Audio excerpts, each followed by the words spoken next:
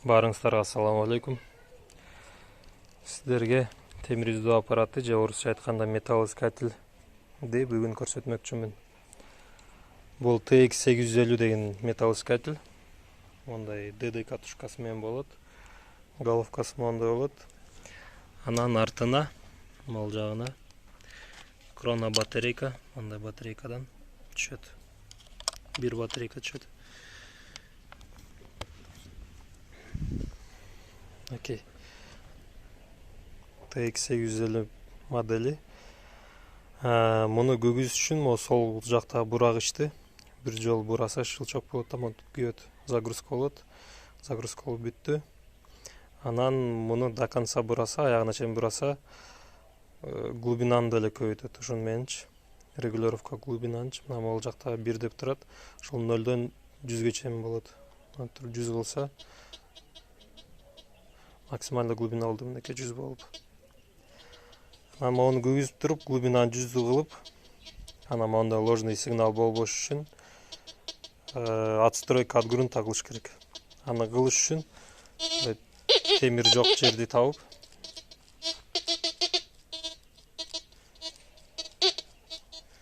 мондай жерде эч нерсе деле жок окшойт. Анан кийин тапкандан кийин могу трешхолд деген бар оң жактагы. Ошону бир жолу монтуп бүгүзүп, шылчок кылып. Могу ГГ деген кнопка бар ортодо. Ошону басып туруп, өйдө ылдый кылыш керек.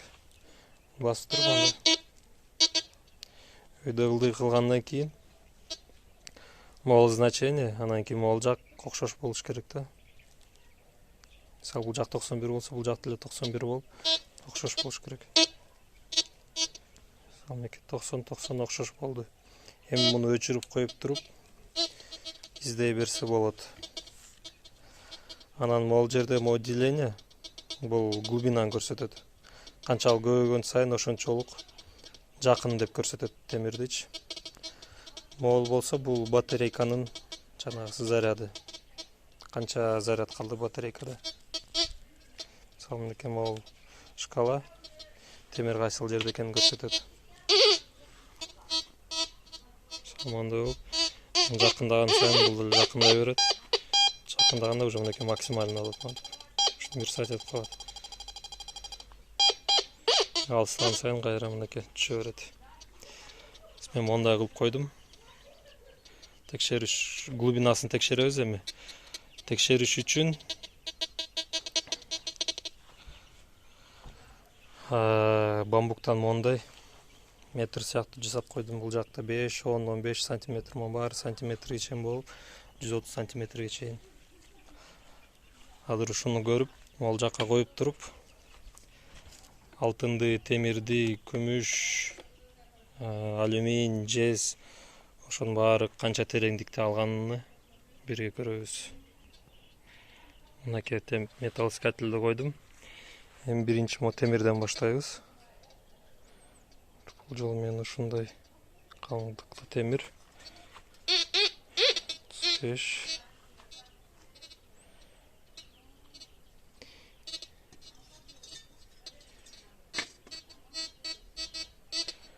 45'te көрүп жатат. 55'te уже кыйналып көрүп атат. 55'te деле кыйналып көрүп атат.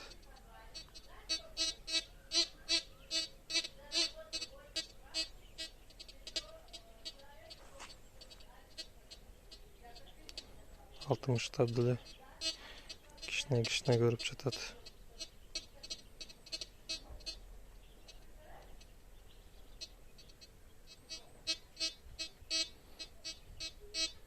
Элүү беште көрүп жатат, 55'te мындай жакшы көрүп жатат.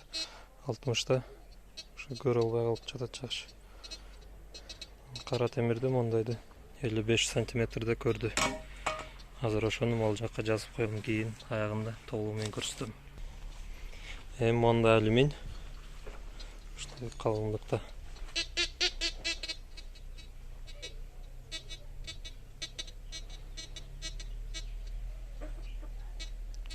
Бешти жакшы көрө албай калып жатат. 40'та жакшы көрүп жатат. 45 менен 40'тын ортосу. Бул жолу менен 43 сантиметрде көрүп жатат.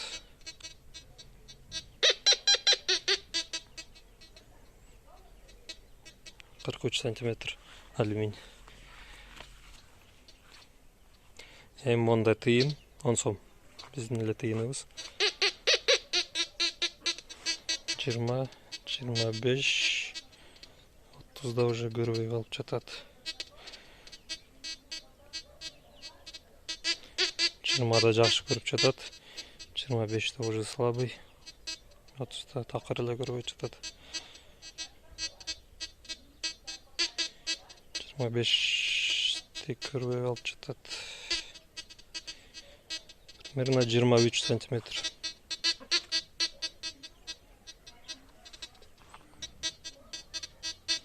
25 деле көрүп жатат. 25 сантиметрде көрөт экен мондай тыйынды. Кезекте мондай тыйын 1 копейка 1967 жылкы Союздун тыйыны, кичинекей. Ошону 20, 25 көрбөй калып жатат. 20 да көрүп жатат. 22 сантиметр окшойт. 22 сантиметр.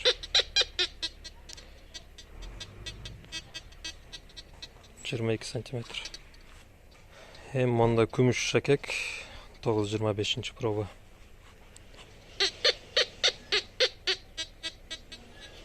25 30 да көрбөй калып жатат.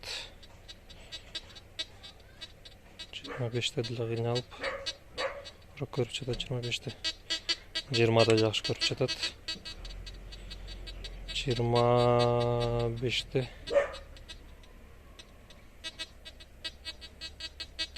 жол менен 23 сантиметр. Эми кезекте мондай сырга, алтын сырга. Алтын шакек таап көрөйүн десем таппай калдым. Ушундай сырга деле таптым. 15, 20, 25 вообще эле көрбөй калып жатат. 20-ны кыйналып 15 жакшы көрүп жатат.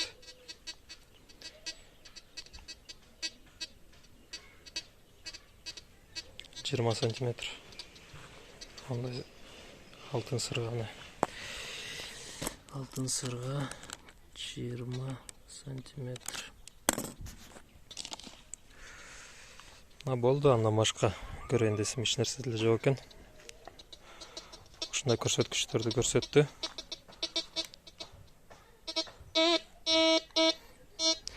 Анан могу кандай сандар деп айтсаңыздар, бул кандай темир экендигин көрсөтөт жердин астындачы.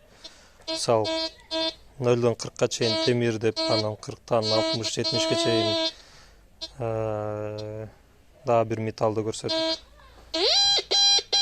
Мында кара темирди мынеке 30 деп көрсөтүп жатат. Алюминди 72, 73.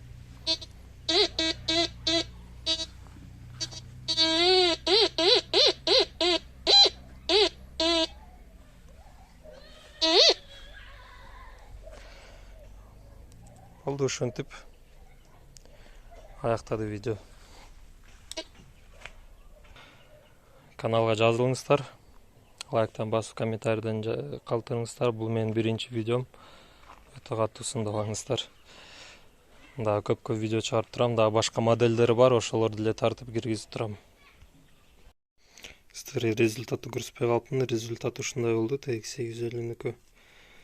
Анан дагы айтып кете турган нерсе, көп ойлосо керек, мисалы 55 сантиметр, жарым метр эле алат экен темир депчи.